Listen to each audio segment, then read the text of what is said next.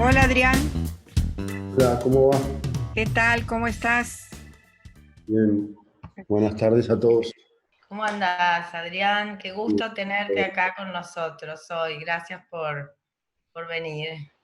no, por favor, gracias por la invitación. Bueno, todos lo conocen, Adrián, seguramente que todos conocen su obra. La verdad que es vasta. Hoy me recordé algunas cosas que tenía olvidadas. Adrián, básicamente, además de cortos y todo, tu primer película, entiendo que fue Pizza, Birra y Faso, ¿verdad? Y el primer largo fue Pisa. Antes había hecho un montón de cortos en VHS, en Córdoba, y después el de historias breves, y después vino Pisa. Así como largo, esa es la primera. Ok. Después de Pizza vino Bolivia, ¿verdad? Sí, con un montón de líos ahí, pero sí, tardó muchos años esa peli, me llevó como 5 años Sí, sí, hacerla. sí, sí. Y la hiciste en 16, ¿verdad? 16 blanco y negro. Pisa Blanco y también negro. eran 16. Sí, una película preciosa. Yo creo que te encontré ahí por los pasillos de Cine Color en algún momento, cuando vos estabas con Bolivia, Es probable. años después. Bueno, después vino Un oso rojo, que esa Sí, la produjo Lita, de Stantic, ¿no? así, Y actuaba Julio Chávez exacto. como protagonista. Sí. Bien. Después vino Crónica de una fuga, otra bomba, otra bombita. De película sí, ahí pasa que cuando fue lo del oso, fue casi al mismo tiempo lo de Bolivia y fue casi al mismo tiempo también que yo empecé a trabajar en televisión, porque fue el año de Tumberos. Claro, si Después yo acá cuando yo estaba, retomé Crónica, claro, cuando retomé Crónica estaba ya había hecho viendo, algunas cosas. vos empezaste pronto, digamos, con la televisión, porque hiciste varias cosas para Telefe, ¿verdad? Sí, yo la primera vez que empiezo en la tele es porque Lucrecia Martel estaba haciendo Magazine for Five, me acuerdo. Y si mal no recuerdo, a ella le salió otro trabajo y había que suplirla un tiempo y ahí empecé a trabajar yo, en la televisión. Que eso era América TV y fue, no sé, debe haber sido año 99, después de Pisa fue eso. Ahí yo empecé a trabajar en la televisión, trabajé 2 o 3 meses y después pasó un tiempo largo hasta que arranqué con Tumbero. No, antes de Tumbero fue una cosa que había hecho el Inca, que era un telefilm, y después Tumberos. O sea que arranqué bastante pronto, casi después de mi primera película. Exacto. Y después de Tumberos, digamos, seguiste igual, vino Crónica de una fuga, después vino Francia, una película preciosa, que a mí me encanta, Sí, que creo que actúa tu hija, ¿no? sí, y Natalia Oreiro. Y Natalia. Una película así muy conmovedora, esa fue en 2010, pero paralelamente vos ya estabas, digamos, con la tele también, como me estás diciendo, ¿no? Estabas haciendo series para la televisión. Porque acá yo encontré esta que no la recordaba, Disputas, que hiciste en Telefe, puede ser en el 2003, Sí, eso fue después de Tumberos, 2 años después. Y 2 años después. después hice una en Uruguay también. Y después ahí ya dejé de hacer un rato porque vino Crónica. Ahí suspendí Claro. el trabajo en la tele y me dediqué a la película. Sexo Seguro que fue en 2010, más o Eso menos. fue una miniserie para Playboy que hice, no, antes de Francia, eso debe haber sido 2007, 2008, Ah. un Quiero, trabajo, eso fue un trabajo así, quiero para preguntar Playboy, por qué le llamaban miniseries en esa época. porque no eran tiras, o sea, tenían formato de 13 capítulos, básicamente. Sí. O sea, no eran las tiras que se hacían antes, que tenían mucho más de temporadas, digamos, eran temporadas más largas. Ahí pasó, por lo menos yo lo que conocí era así, una miniserie era algo que tenía 13 capítulos o menos. Después vino, bueno, vino el documental que hiciste de Néstor, después vino Mala en el 2013, una Sí, película bastante particular, sí, muy, sí. muy Y después El otro hermano, ¿verdad? Es la que me figura acá, pero en el claro.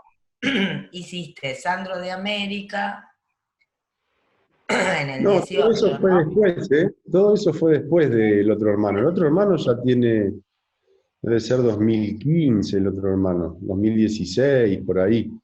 Y después vino todo el Sandro. Vino Apache, eh, vino Sandro, vino Apache claro, para Netflix en el 19 y después vino Puerta 7 también para Netflix, ¿verdad?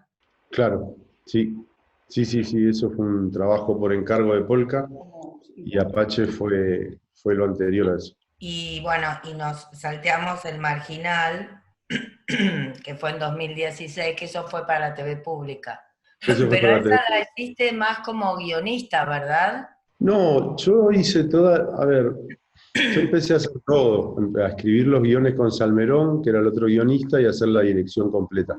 Lo que sucedió es que yo tuve un problema familiar muy grande y solo me fui, yo qué sé, una semana antes de que empezara el rodaje. Yo había hecho toda la previa, que había sido como 2 meses antes, y escribí hasta el guión número 12, creo, y después me desvinculé. Pero bueno, habían quedado unos cimientos muy contundentes en esa serie que bueno, que después permitió que fuera el éxito que fue. La previa también es un trabajo de director. O sea, no es que solo el set es un trabajo de director. O sea, lo dirigí yo, después tomó la posta Ortega y después una tríada ahí de directores que tenía Underground trabajando, entre los cuales estaba Alejandro Ciancio, y después en la segunda temporada dirigí un par de capítulos, pero ahí sí solamente dirigí, no escribí los guiones ni nada. Bueno, entonces yo ahora te voy a hacer una pregunta que me encanta hacer, ¿no? Digamos, porque sobre esta hipótesis que tengo, que una película es crónica de una muerte anunciada, porque uno sabe que es eso, que no va a tener capítulos, digamos, ¿no? Entonces, ahí te va todo, empieza y termina en ese tiempo de duración que tiene la película, más allá del tiempo que narre la película, porque capaz narra 100 años, pero no importa lo narrado, sino que sabes que es una pieza única que empieza y termina y que dura entre, no sé, 70 minutos hasta, no sé, puede llegar a durar hasta casi 3 horas. La serie es algo, funciona de una manera bastante diferente, ¿no? Entonces, la primera pregunta es, bueno, ¿cómo te sentís vos? ¿Qué grado de comodidad tenés para trabajar con la serie o no? ¿Qué es lo que más te costó del paso de la película a la serie, digamos? ¿O qué es lo que te gusta más? O que nos cuentes un poco a vos cómo te va ese, porque son dos formatos muy diferentes y también creo que son dos promesas narrativas también diferentes, ¿no? Yo no lo viví tan traumático, la verdad, fue como natural. Por un lado, era una forma de trabajar y de ejercer el oficio de director, ¿no? Que estaba bueno, que a mí me permitía como estar en acción. Y por otro lado venía el cine independiente que no daba muchas mejores condiciones de trabajo que las que me daba la tele en ese momento. Salvo Pisa Birra Faso, que habíamos tenido con Estañaro un premio del Inca, Bolivia era una película súper independiente.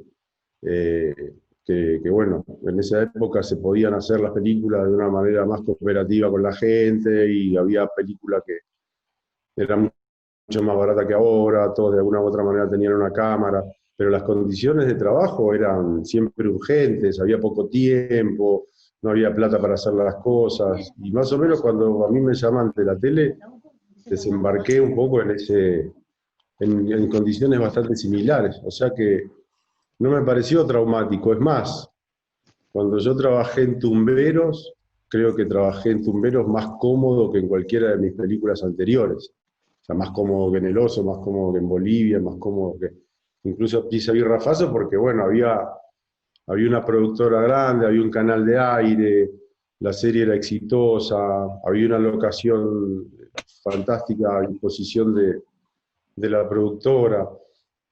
Por eso me cuesta a veces, y me parece a veces medio choto como que hay una diferencia, como que la tele es otra vía de expresarse.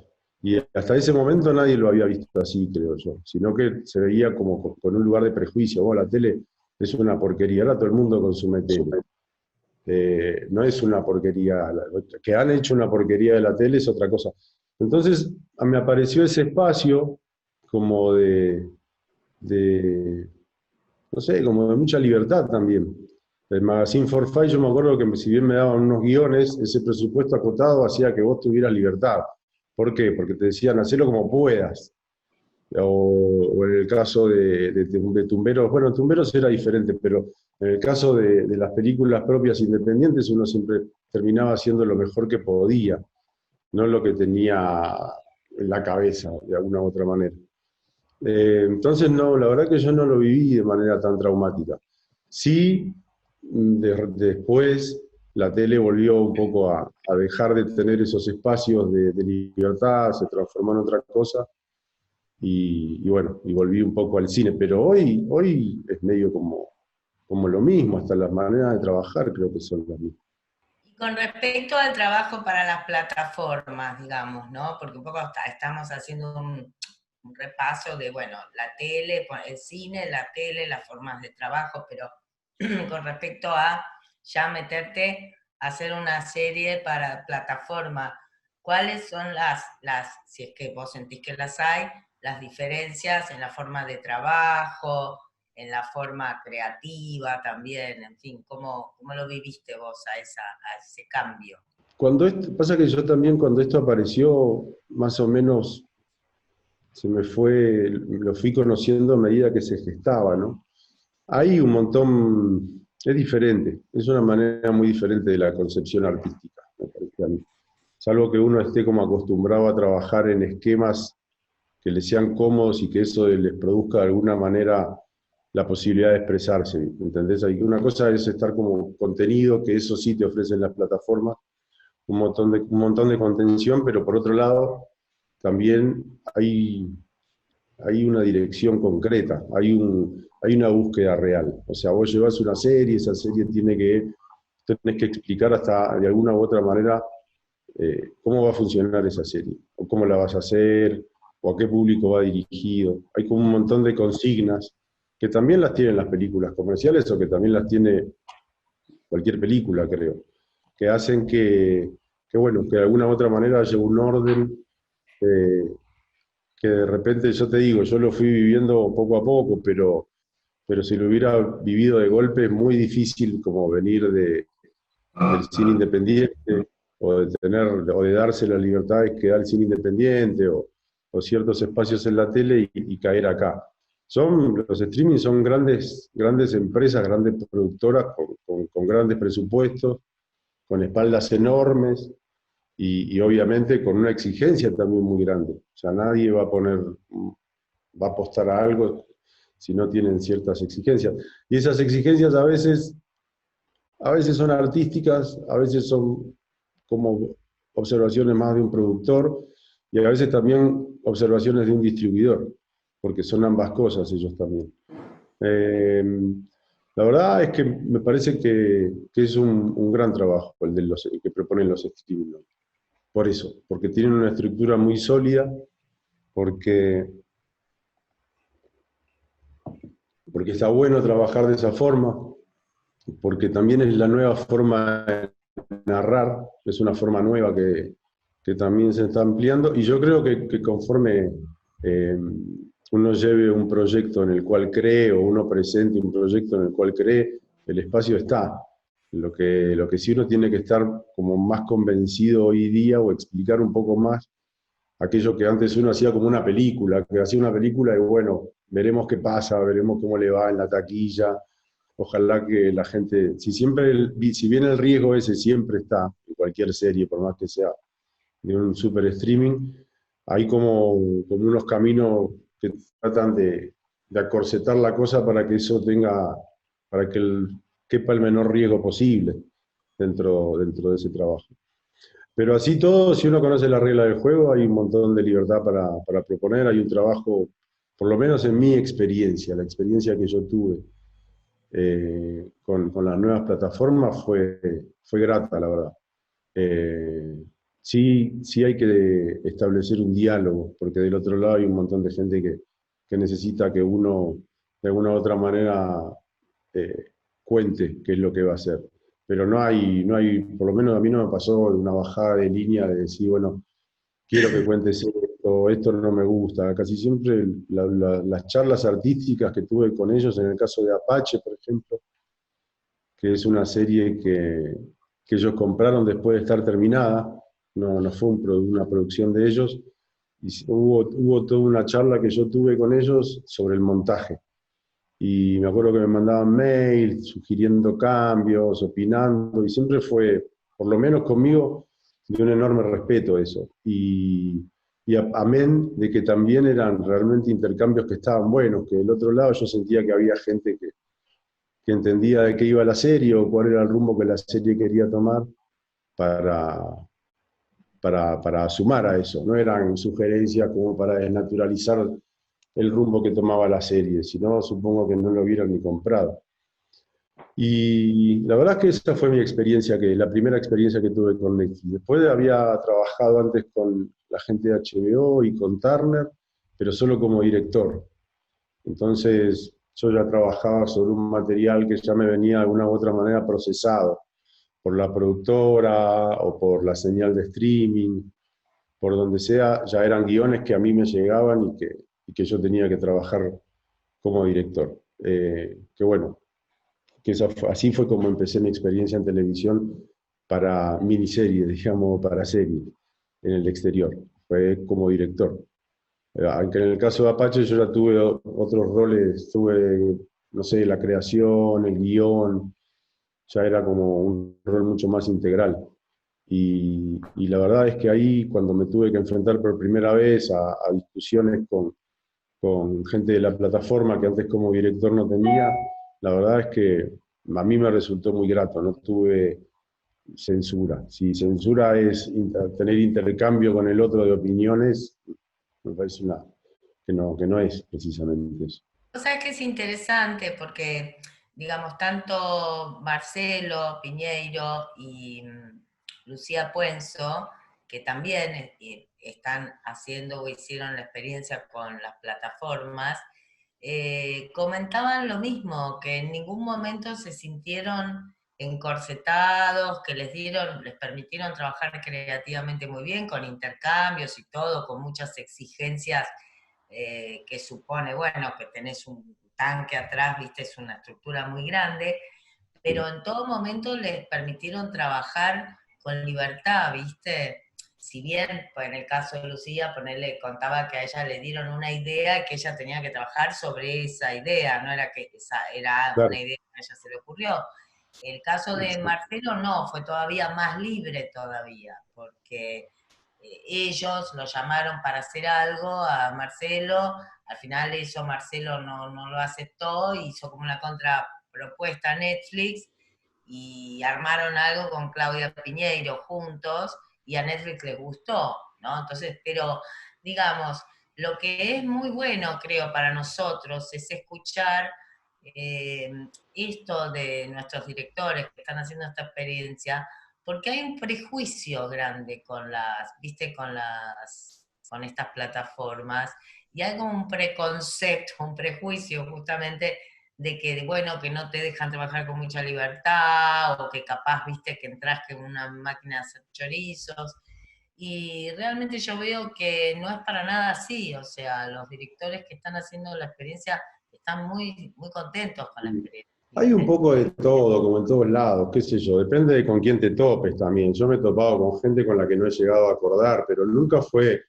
uno puede tener diferencias no sé, ellos también hay programas que no les interesa tener, depende de la plataforma, cada uno tiene una manera de ver las cosas, qué sé yo, depende, digo, hay la misma libertad que hay en cualquier otro lugar, me parece, no creo que haya menos. Y creo, aunque parezca mentira, que sirve mucho de repente meterse en estas estructuras para formarte como director, ¿viste? Yo creo que a mí por lo menos eso me ha servido, te fogonea, no es la misma la televisión que yo empecé haciendo con Dice Tumberos, que no sé, se veían hasta los faroles a veces porque la urgencia, el relato importaba mucho más que cualquier cosa y era televisión y se veía poquito y se veía una vez y no se veía más, a trabajar hoy en series que están en un streaming donde la calidad narrativa o fotográfica o todos los órdenes que tienen que tiene el cine o las series en este caso, han evolucionado un montón. Digamos, han logrado, yo creo que la tele ha logrado tener un lenguaje un poco más cinematográfico, pero bueno, también está por otro lado ese formato de serie que no te permite pensar en una película del todo. Yo creo que ha cambiado un montón, creo que ayuda un montón, creo que es un buen lugar de formación, también obviamente, depende cómo se use, puede ser un lugar de formación, estar mucho tiempo trabajando para un mismo lugar, pero bueno, también aparecen estas plataformas diferentes, qué sé yo, no solo está Netflix, está Amazon, y todas tienen como una búsqueda diferente, y yo estoy convencido que van a seguir apareciendo más, y yo creo que cada una va a tener su identidad propia. Hay una que se llama Movie, creo, que pasa películas independientes. Pero no Hay un conozco. montón. No, no hay la oferta que a uno le gustaría que hubiera. Yo, por ejemplo, si quiero ver cine italiano, no sé, tengo que bajármela de algún lado o algo. Pero bueno, yo creo que eso debería o debiera de ser el próximo paso en el streaming, ¿no? Apoyarse un poco más en los artistas que quieren mostrar sus trabajos que bueno, que en algoritmos. Pero bueno, Adrián, veremos qué pasa. Adrián, acá hay una pregunta interesante que se vincula a esta idea de, bueno, del trabajar, de la libertad que te puedan dar para trabajar. Vos, por ejemplo, podés armar el equipo técnico y yo agregaría también, ¿podés elegir vos los actores? A ver, yo creo que siempre es una decisión conjunta. O sea, a mí no se me ocurre caerle a alguien y decir, bueno, yo quiero que sean estos actores, quiero que sean estas cosas, y que el productor me diga, sí, señor. Me parece que todo es un diálogo. Por lo menos yo lo propongo así en el trabajo. Mi manera de trabajar es dialogando, y si quiero un productor, que sea un productor que pueda dialogar también. También me da miedo a veces que me digan, haz lo que quieras. Me gusta tener un intercambio, eh, sí, artístico, si se le puede llamar, acerca de cómo hacer una película. Yo siempre propongo, no soy incondicional en nada, ni tampoco necio en ninguna materia. Siempre hay gente con la que sugiero trabajar, que yo creo que es ideal para el proyecto. Lo mismo que los actores y qué sé yo, pero bueno, es una negociación, depende de cómo se mire, y por otro lado es una relación que uno establece con el productor, una sana relación que establece con el productor para llegar a cabo un proyecto con el que todos queden conformes. Si no, más que un productor, necesitas un mecenas que venga y te ponga la plata y que diga hacer lo que quieras. A mí eso, la verdad es que no me pasó porque no es mi forma de trabajar. ¿Cuáles son esas consignas de las que hablas? No son consignas desconocidas para nadie, son las consignas que puede llegar a tener cualquier plataforma que produzca series de manera industrial. Es eso, tiempos, maneras de trabajar, equipo, horarios, ensayos. Eso, yo creo que eso son esas las consignas, no hay atrás ningún cartel que diga no hable de esto, no llames a este, no sé, no me pasó eso, por lo menos Justo no yo con las plataformas. te iba a hacer una pregunta que está relacionada con eso, por eso, justamente. Te iba a pedir que nos cuentes cómo se organiza para una serie que vos haces en plataforma, el plan de rodaje de los capítulos, cómo estableces, porque digamos, en una película todos lo tenemos más claro, bueno, vos haces un plan de rodaje en relación a esa película, depende qué película, qué presupuesto tenés, vos como director priorizás hacerla cronológicamente o no, o la vas haciendo por locaciones, o la vas haciendo, en fin, cada película es única y cada película tiene un diseño de plan que está un poco a la medida también de las prioridades que el director considera que es sine qua non para esa película. Una serie, para mí es más difícil de imaginarme el plan de filmación, por ejemplo, ¿no? Porque como son muchos capítulos, pero a la vez son como muchos cachitos, pero que a la vez no dejan de integrar un todo, a su vez también, ¿no? Entonces, bueno, ahí yo creo que hay algo interesante para que nos cuentes cómo se organiza esas consignas, podríamos decir. Mm. consignas de trabajo, ¿no? Para la serie. Claro, y ahí es donde te apoyas en el equipo técnico, más que en una película. Una película a veces, que vos nombrabas Francia, por ejemplo, era una película que yo Francia la pude tener toda en mi cabeza todo el tiempo y la pude realizar y la pude hacer como quería y era un equipo reducido, la pude producir, la pude llevar a cabo. ¿Viste? Esto es imposible llevar a cabo de esa manera. Entonces empezás a apoyarte en tu equipo. ¿Por qué? Porque todo empieza a realizarse de una manera mucho más óptima, industrial y que pueda contener un poco las necesidades de todas las áreas, que es la productiva, la de fotografía, qué sé yo, la dirección también. También en mi caso como director, como el plan de rodaje se rige por montones de factores que pueden ser, no sé, una vez hice una serie en Brasil que mandaba a la locación porque era toda en el Amazonas en gran parte y después otra parte se hizo en San Pablo. En el caso de Puerta 7, que también tenían que hacer como un poco la locación, un poco los actores. Es lo mismo que una película, que una película de cine, nada más que tenés que apoyarte mucho cuando todo eso se desmadra, en la continuista, en los guiones, en toda la gente que sigue la continuidad dramática, porque cada vez que abordás una escena, no es que abordás una escena de una misma película, abordás una escena de otro capítulo tal vez algo que va a pasar, no sé, a mí cuando estuve trabajando en Brasil dirigiendo una serie para Turner, me acuerdo que me traían el plan de rodaje y decía, bueno, escena 12, capítulo 8, y después saltabas al capítulo 3, y después saltabas al 5, y de repente no había, eran pocos los días que había todo de una misma escena siquiera, ni siquiera un mismo capítulo. Y, y era muy difícil, y ahí me acuerdo que tenía dos continuistas trabajaban conmigo ahí, porque la verdad que fue una decisión de la producción alucinante, a mí me alivió mucho el trabajo, pero no, porque no eran solamente para el director, sino también para el director de fotografía, mucho para los actores. Para los actores era muy difícil abordar escenas con capítulos de diferencia, tenían que saber de dónde venían, a dónde iban. Ahí es donde empieza a aparecer un equipo un poco más grande y como director es donde yo, por lo menos trabajando, donde más me apoyo y donde te das cuenta que el equipo realmente ahí se mueve como una masa uniforme. Que a veces en el cine eso no sucede, sino que estamos todos mirando al director, esperando a ver qué es lo que dice y cómo sigue. No quiere decir que en la serie tampoco uno tenga que decir lo que va a pasar ni nada, pero bueno, la estructura está más contenida, o sea, uno como director está más contenido, los tiempos son otros.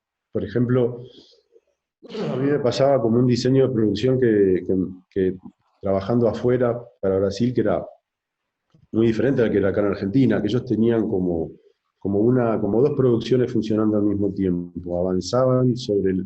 Vos llegabas a la locación y ya tenían un prearmado de luces, entonces de repente lo que acá llevaba a hacer en 7 días, allá eso lo hacían en 5, pero bueno, esos 2 días se lo gastaban un poco más en estrategia, en manera de producir y todo. Lo que pasa es que Brasil tiene una estructura de producción televisiva muy grande, mucho más que las series brasileras de Globo son superproducciones, ¿no? Digo, antes que Netflix llegara ahí también. Entonces, bueno, nada, uno se va encontrando con formas de trabajar que son muy diferentes, depende de cada país. Que de repente en el cine, hacer una película acá, hacerla en otro país no es tan diferente, pero yo creo que eso tiene que ver con que recién se están acomodando las cosas en los streaming, que nadie tiene la manera óptima de trabajar. Pero bueno, las consignas son esas, dentro de todo. Trabajar con una estructura sólida que te super contiene, pero que también te exige un montón. Están preguntando esto, ¿cómo fue trabajar en Fuerte Apache para que no fuera un rodaje invasivo en relación a la misma comunidad? No entiendo. Trabajamos en un espacio muy reducido nosotros, ¿viste? Fuerte Apache es inmenso, es enorme. Y trabajamos en un espacio muy reducido que era al que la familia de Tevez, que aún vive ahí, tenía acceso. Y bueno, supongo que la producción, por lo que yo sé, arregló plata para trabajar con la gente ahí. Y bueno, no sé, no fue invasivo, porque no es que nos metimos a filmar sin permiso y así nomás, y sin pagarle a la gente. o esas cosas. Ahí digo, no una plataforma, pero una productora atrás grande, como Torneos y Competencias, que nada, que hizo todas las cosas como tenía que hacer para entrar y filmar y tener los permisos y no andar corriendo con las cámaras como un documentalista loco entre las calles de Fuerte Apache. No fue más que eso. Chicas, En relación a esto, yo tengo también una curiosidad, que es porque en algunas series vos sos director, pero en otras también sos guionista de la serie, o co-guionista. Sí, Entonces, en ese sí. caso, con las temáticas sociales que tanto te interesan, ¿cómo es que haces la investigación? ¿Cómo preparás el material? ¿Cuánto trabajás en cuanto a tiempo y todo eso para la preparación de, le das mucha importancia a la Como investigación? en cualquier otro. No, pero no a mí nunca me hizo falta investigar mucho sobre la realidad social de nuestro país. Me parece que lo mío es una decisión de contar historias que transcurren ahí porque, no sé, supongo que me es más natural que ocurran ahí que ocurran en un piso de Libertador. No sé, me parece, bueno, si bien hay un montón de grises en el medio, no me es ajeno ese. Digamos, yo vengo de una clase social bastante humilde, no me es ajeno y creo que de una manera honesta cualquier director o cualquier guionista o cualquier creador más o menos construye las cosas desde lo que conoce, sabe o le contaron o imagina. Lo mío es un poco una conjugación de todas esas cosas. La verdad es que cada vez que hago, digamos, no me asombra, ni me espanta, ni significa nada muy motivo de investigación de mi parte filmar en Fuerte Apache, porque desde antes de ir ahí yo ya sé más o menos qué es lo que voy a buscar, qué tipo de historias necesito para contar los guiones que quiero y por dónde ir.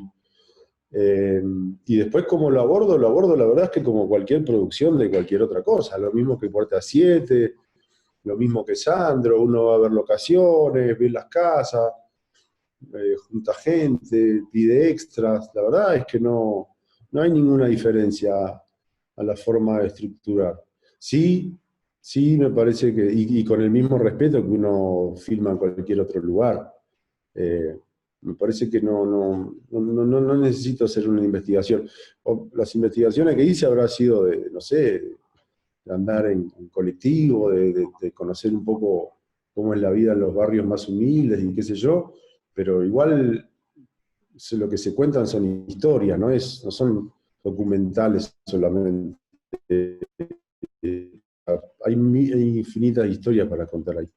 No, la verdad es que no le veo como una gran diferencia a la hora de encarar una producción en eso. No, por ejemplo, también vi un reportaje donde vos hablabas de la serie Tevez y que habías decidido centrarte en su infancia. Digamos, Sí, esa sí. selección tuvo que estar fundamentada también en conocer previamente la vida de él. No sé si fuiste a ver a su familia, si lo entrevistaste, ¿cómo fue ese proceso, por ejemplo? Claro. Él ahí, cuando él fue a hablar con él, o sea, yo ya tenía un vínculo, esa es la realidad, es que yo ya tenía un vínculo de allá por el 2009, 2008, que alguien me había encargado de escribir un guión sobre la vida de Tevez. Y en ese momento yo leí un montón, y me acuerdo que lo que más me había interesado de él era la infancia. Después de su vida como jugador pasó a ser lo más importante, lo demás que pasó a un plano, a un enésimo plano. Pero cuando leí el libro ese y escribí ese guión, me acuerdo que me había impactado la vida de él. Y yo ya conocía Fuerte Apache. Yo tenía un amigo en Fuerte Apache allá por los años 80. Y ya conocía cómo era el lugar y me parece un lugar arquitectónicamente alucinante, me parece un espacio muy cinematográfico. Y más o menos entre eso, más la historia de Tevez, que yo había leído antes cuando me senté frente a él y a los productores de torneos, creo que lo primero que les dije fue eso. Que por otro lado, como diseño de producción también funcionaba, porque yo ya venía de trabajar en Sandro, donde había 3 protagonistas, y cada vez que había un cambio de protagonista era traumático, ¿viste? Incluso hasta para mí como director, ¿viste? Porque había como que empezar a ver cómo uno cambiaba de protagonista y a la vez también cambiaba de estética, si se quiere. En el caso de Tevez fue como una propuesta concreta. Por otro lado, me parecía la parte más desconocida de su vida por parte de la gente. Lo único que sabían todos es que venía de Fuerte Apache, pero nadie sabía bien cómo había sido su infancia. Y ahí más o menos empecé como era un lugar lejano para todos, pasa a ser como un lugar mítico la infancia de Tevez. O sea, a él le quedó lejos, a la familia también le quedó lejos, los libros que yo leía eran de terceros, lo que yo me había imaginado en ese momento era otra cosa. Me acuerdo que llamé a mi amigo que vivía en Fuerte Apache, que le empecé a preguntar cosas del barrio, qué sé yo, y más o menos con todo eso, y yo me acuerdo que hablaba con los familiares y le preguntaba una cosa a un primo, a un tío, a él y a un amigo, y nadie me decía dos veces la misma cosa. Entonces había como que investigar más por ese lado, más por el lado afectivo, a ver dónde uno podía lograr un término medio o una verdad transversal que de alguna u otra manera contemplara toda la información diferente que me daban los actores de su infancia. Entonces era un lugar como mucho más rico para la ficción. No hay nada mejor que un lugar del que nadie se acuerde claramente cómo eran las cosas y así vos tenés más cintura para inventar. Creo que haber elegido la infancia de Tevez y creo que haber elegido la infancia me dio un lugar de mucha libertad. De mucha libertad. Primero porque de verdad no había tecnología y eso es un gran problema a la hora de escribir un guión hoy, por lo menos a mí me pasa. Y por otro lado, eso, era un lugar del que nadie se animaba a decir que tenía la verdad. Entonces había lugar para la ficción. Bueno, acá hay mucha curiosidad también para saber, por ejemplo, cómo gestionas en tu día a día la generación de posibles nuevos proyectos. Uy, qué difícil. Yo creo que ya medio que vivo craneando proyectos, ¿viste? Me cuesta mucho llegar como que uno tira muchos anzuelos de repente y me cuesta ver dónde realmente pica la cosa, qué sé yo, vuelco ideas, qué sé yo, y a veces también ayuda, volviendo a la palabra consigna, que a veces te encarguen un trabajo. A mí como director eso me ha ayudado un montón, porque te da un norte que de repente en las ideas originales propias es mucho más difícil de encontrar. Ya sea en el caso del Otro Hermano, que era una novela, o en el caso de Crónica de una fuga, que era un hecho real, o en el caso de Sandro, o en el caso de Tevez mismo, que si bien había lugar para la ficción, había una consigna previa. Es mucho más difícil a veces concretar una idea original, pero bueno, vivo pensando en eso, o sea, eso es lo que me pasa en el día a día. No sé, ahora en cuarentena estoy leyendo, no estoy viendo series, veo películas, estoy leyendo mucho y bueno, y trato como de generar el hábitat para que las historias sucedan, o para, qué sé yo, para que sean parte de mi vida cotidiana, el andar inventándome cosas o escribiendo. Trato de que sea así, la verdad es que si no estoy haciendo un guión, estoy escribiendo un desarrollo, inventando cosas.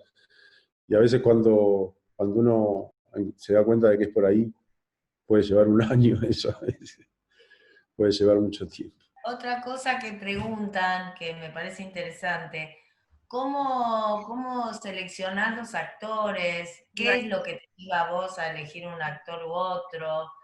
Y yo agregaría luego, ¿vos ensayás antes de filmar o haces otro tipo de trabajo con los actores? A esta altura de mi carrera he hecho de todo, pero yo estoy seguro de que el trabajo con el actor es a mí me pasa por lo menos, es un trabajo afectivo. Y, y está bueno cuando el actor también entiende eso, que puede ser profesional, ¿eh? ¿A qué me refiero con esto?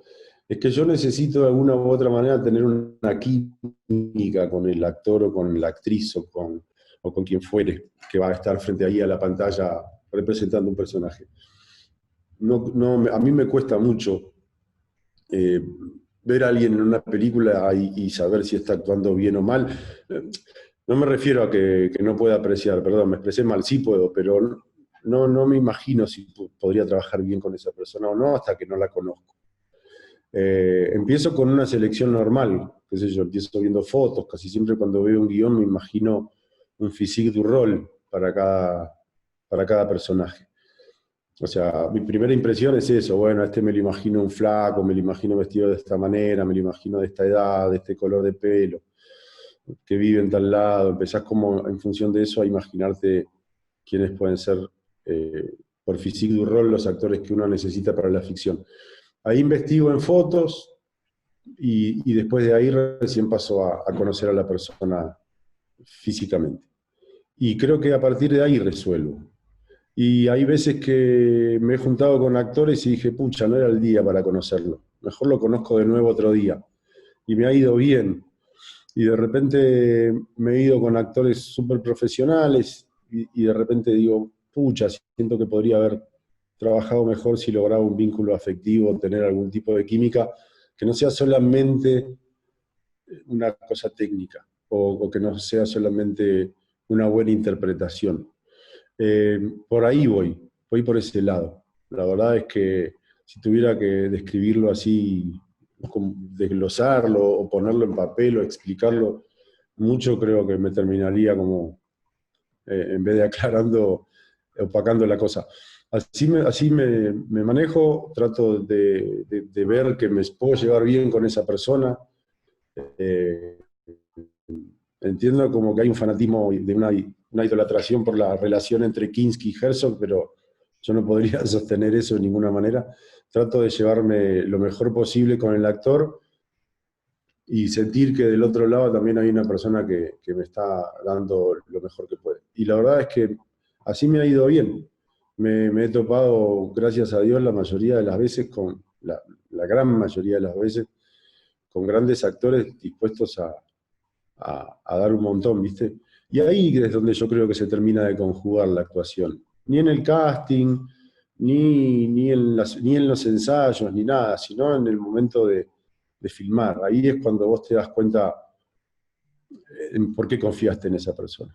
Amén, después de que eso sea un hallazgo fenomenal o no, pero vos ahí te das cuenta bueno, que esa persona al fin y al cabo te está dando lo que vos sentías que necesitabas como director. Y eso es muy difícil de explicar técnicamente. Creo que los actores lo entienden mucho más. Bueno, hay algunas cosas que son más de tipo práctico, pero que, digamos, piden como ideas o muchos dicen no somos contratados por plataformas ni por productores. ¿Qué se hace si uno quiere proponer una serie en ese caso, no? ¿Cómo hacer? ¿Hay algún consejo?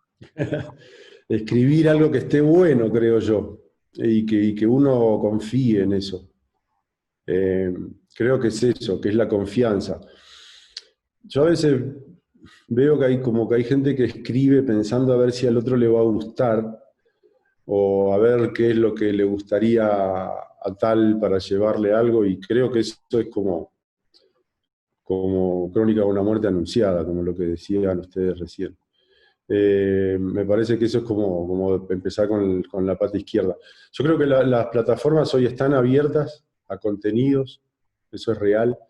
Tienen un abanico de contenidos que están buscando, que yo creo que contemplan todos los géneros, me atrevo a decir.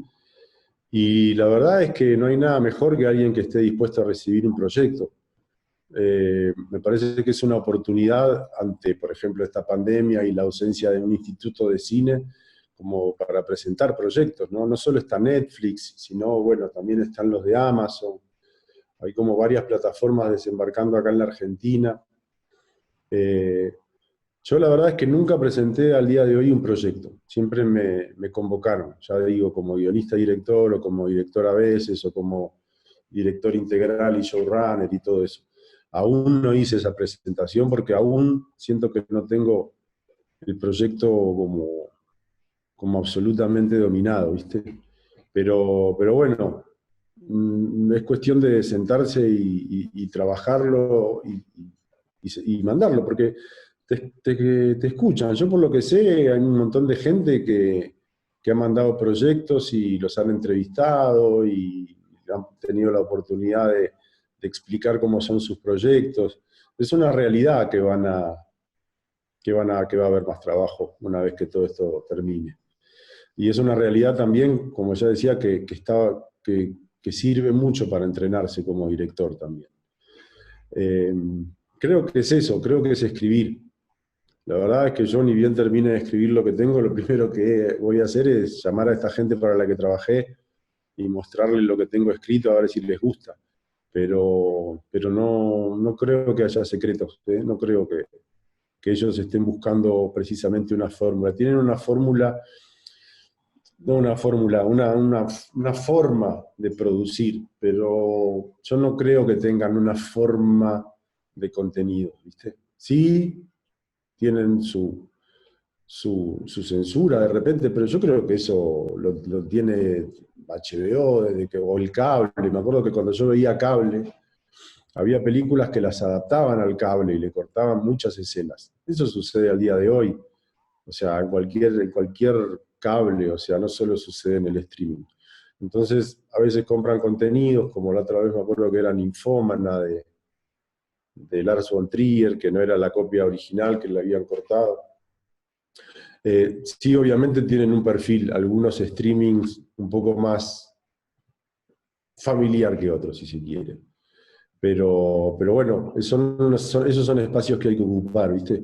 Cuando uno intenta como marcar la cancha con un contenido realmente muy disruptor, tiene que hacerlo con mucha fuerza y con una propuesta muy, muy concreta. Si no es mucho pedir como consejo, ¿dónde sería que se buscan esos nombres? Preguntan. O sea, se va a un sitio web. En las plataformas.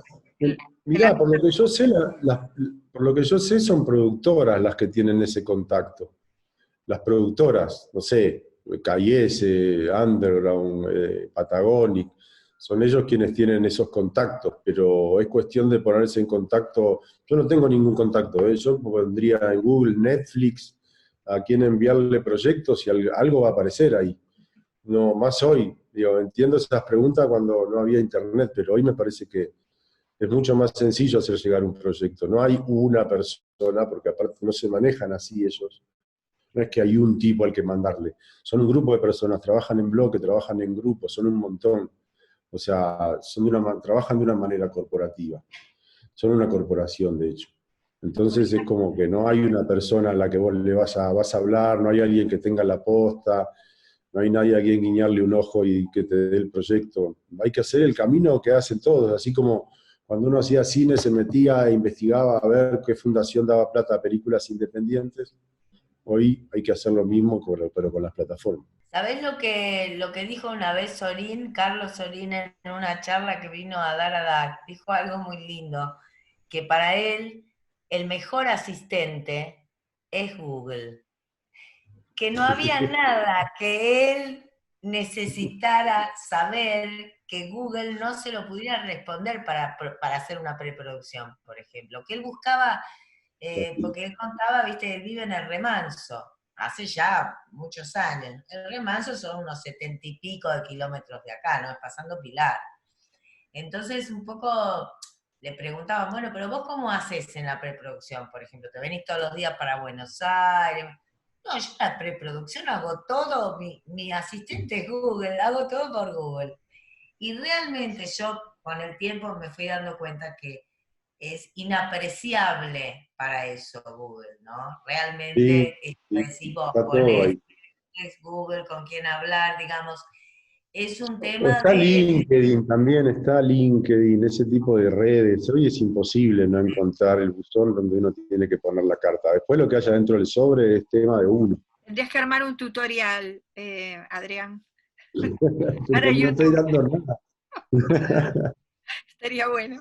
Bueno, acá me preguntan otras cosas que también son muy interesantes y que sí, todos tenemos curiosidad. Es decir, ¿cómo trabajás la puesta de cámara? ¿Cómo trabajás la puesta en escena también? ¿Podés comentar algo? Sí, claro. Ahí sí hay una diferencia, ¿viste? Por ejemplo, en la tele yo me apoyo muchísimo en los camarógrafos. O sea, me hago amigo de los camarógrafos. les muestro cómo filmo, o sea, antes cuando agarraba la cámara en la tele, pero cuando yo empecé a trabajar en la tele también era camarógrafo. En las primeras 3 series fui camarógrafo, pero después, cuando empezó a venir esta cosa como mucho más organizada, me empecé como a mostrar qué lentes me gustaban, como a que fueran mis ojos. En cambio, en el cine no, en el cine yo soy medio dueño de la cámara, ¿viste? Me pongo el encuadre, te permite esos tiempos. Ahora en la tele no, en la tele para que los tipos se encuadren como yo quiero y no esté yo corrigiendo pequeñas cosas, a veces es mejor delegar, ¿viste? Y también hay cosas que funcionan, que a mí me funciona mucho la tecnología del rodaje de televisión, que son los intercomunicadores. Y estás comunicado con los camarógrafos y estás frente a un coso de video.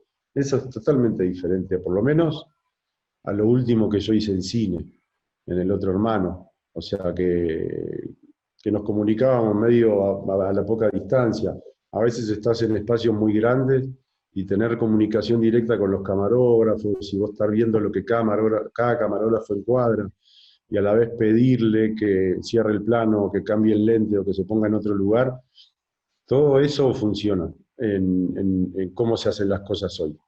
Que de repente, al principio yo renegaba un montón del video, bueno, sigo renegando, me gusta mucho más el fílmico, pero renegaba por sobre todo de la tecnología, hasta que le encontré la onda de cómo aprovecharla para agilizar las cosas, para agilizar la comunicación, porque a la larga un director es un comunicador, tiene que estar comunicándole a todo el equipo qué es lo que quiere, cómo lo quiere, en qué lugar, a qué hora, en qué momento, a los actores, etc. Entonces cuando esa sinapsis, esa comunicación se hace lo más inmediata y lo más breve posible, todo te deja más tiempo para pensar como director. Entonces, la verdad es que medio que como con todo el mundo trabajo así, no solo con los camarógrafos. Con el director de arte, empiezo como me preocupo muchísimo porque me entiendan el concepto y la cabeza, y después un poco lo construyo con su talento también, porque también los directores, como decía antes, son presas, que no sé, es muy violento, así como de esta forma de producir y de trabajar. Entonces también ellos tienen que delegar un montón en sus eléctricos, o sea, no es como el cine, que es más personalista, si se quiere. Estaba pensando cuando te escuchaba hablar que hay mucho de esa manera de trabajar, el pre-lighting, la distancia, los intercomunicadores, que en este momento, cuando se tenga que empezar a aplicar el protocolo, van a pasar medidas, a hacer medidas que no se van a poder evitar, ¿no? O sea, tema del trabajo más organizado en muchos de esos sentidos. Sí, Así que los que quizás no han vivido la época del fílmico, como quizás vos sí, bueno, yo también, que también uno planificaba diferente cuando filmaba en 35, con mucho más detalle, más, viste, porque las latas, y porque además duraba muy poco cada lata, porque los equipos eran... Entonces se requería, a veces se hacía pre-lighting también, ¿no? Era como hay algo de eso que trae estas necesidades del protocolo, que va a traer una forma de trabajo mucho más planificada, y esta comunicación que decías vos, viste, con el resto del equipo a distancia, por intercomunicadores, y tener todo mucho más preparado, por decirlo de alguna manera, me parece. sí. Bueno, Yo creo que sí, no sé qué va a suceder, pero sí que va a haber va a haber que trabajar más. más, Ya te sí. digo, a mí, yo vengo del rigor del cine independiente, muy independiente, tanto con Bolivia como con Francia, un poco Pisa Birra Faso, y algunos otros cortos y qué sé yo, y la verdad es que después me fui un poco acomodando al cine un poco y a la televisión un poco más, si se quiere, no sé, comercial o popular. Pero no creo que vayan a ser condiciones infrahumanas de laburo. Yo creo que van a tener que ponerse a pensar un poco todos. no solo los directores, sino los productores y, y los guionistas incluso. Pero los directores, yo creo que vamos a tener que planear más las cosas, vamos a tener que llegar a tener que inventar ese tiempo que tal vez no nos dé la repetición o el tiempo de rodaje, digo, el tiempo que uno tiene para hacer cada escena, tal vez se achique, tal vez uno no pueda buscar. Pero bueno, capaz que haya que generar otros tiempos y otros espacios fuera del set, antes del set, y no solo en el set, ¿no? Como que el set va a quedar tan preciso como los sets del cine industrial yankee de los 50.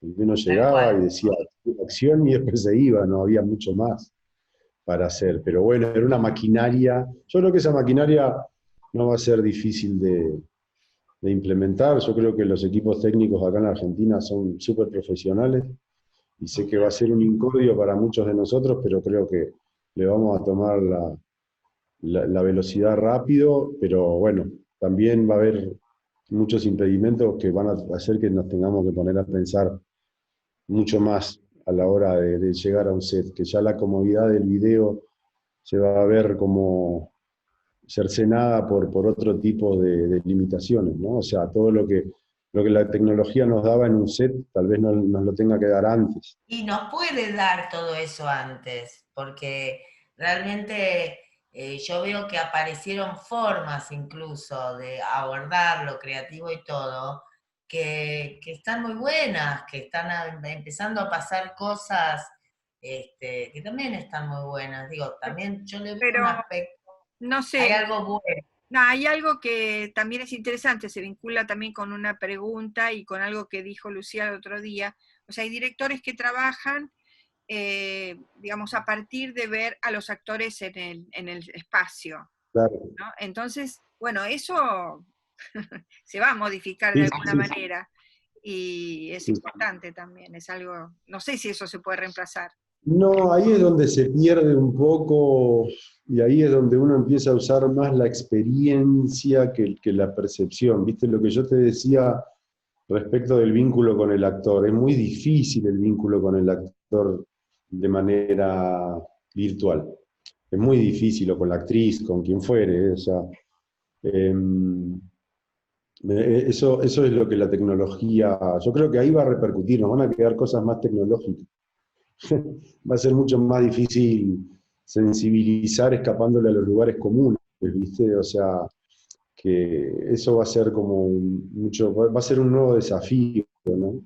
Cómo transmitir cosas, otro tipo de cosas que no sean solo a través de los violines y las lágrimas, ¿no? Que haya como, no sé, yo creo que se van a, que va a haber que ponerle cabeza, creo que va a pasar eso también. Y creo que sí, que los directores, más el momento del trabajo con los actores, es donde más se va a notar el golpe, ¿viste? De toda este protocolo.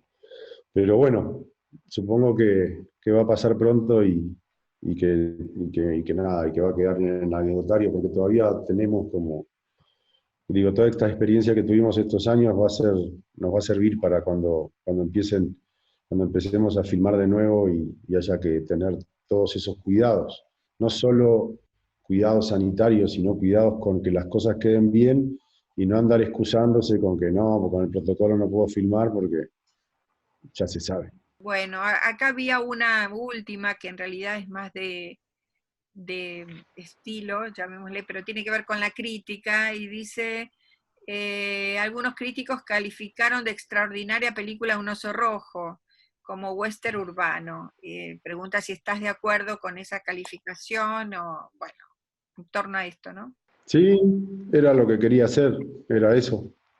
Está bueno, eso estoy muy contento con El Oso Rojo, es una película de la cual estoy como orgulloso porque aparte fue la primera vez que yo trabajé en una estructura, ¿viste? La primera vez que hice una película como había que hacer. Yo antes venía a hacer Bolivia los fines de semana, o de hacer Pisa Birra Faso como codirector, ¿viste? Y bueno, nada, siento que ahí fue como que, después de esa comodidad, después de que me di cuenta que había algo que se podía organizar, me sentí mucho más cómodo.